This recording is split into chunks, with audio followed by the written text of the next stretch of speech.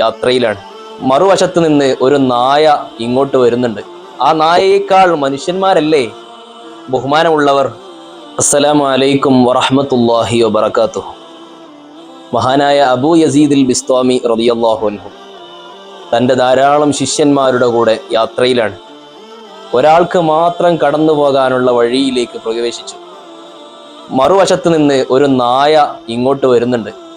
ഒന്നുകിൽ നായ മാറിക്കൊടുക്കണം, അല്ലെങ്കിൽ അബൂ യസീദുൽ ബിസ്താമി തങ്ങളും ശിഷ്യന്മാരും മാറി നിൽക്കണം. രണ്ടു കൂട്ടർക്കും ഒരുമിച്ച് യാത്ര ചെയ്യാനുള്ള സ്പേസ് ആ വഴിയിലില്ല. എന്നാൽ എന്ത് സംഭവിക്കും എന്നാണ് നമ്മൾ മനസ്സിലൂഹിക്കുന്നതെങ്കിൽ നേരെ വിപരീതമാണ് സംഭവിച്ചത്. അബൂ യസീദുൽ ബിസ്താമി റളിയല്ലാഹു അൻഹു തൻ്റെ ശിഷ്യന്മാരോട് പറഞ്ഞു, നമുക്ക് മാറിക്കൊടുക്കാം, ആ നായ മുന്നോട്ട് പോകട്ടെ. വഴിയിൽ നിന്ന് മാറി ആ നായക്ക് സൗകര്യം ചെയ്തു കൊടുത്തപ്പോൾ ശിഷ്യരിൽ ഒരാൾ ചോദിക്കുന്നുണ്ട്, എന്താണ് അബൂ യസീദുൽ ബിസ്താമി തങ്ങളെ ഒരു നായക്ക് ഇത്രമാത്രം ബഹുമാനം നൽകാനുള്ള കാരണം? ആ നായയേക്കാൾ മനുഷ്യന്മാരല്ലേ ബഹുമാനമുള്ളവർ എന്ന് ചോദിക്കുമ്പോൾ അബൂ യസീദുൽ ബിസ്താമി റളിയല്ലാഹു അൻഹുവിന്റെ മറുപടി, ആ നായയെ ഞാൻ കാണുമ്പോൾ ആ നായ എന്നോട് സംസാരിക്കുന്നത് പോലെ എനിക്ക് അനുഭവപ്പെട്ടു.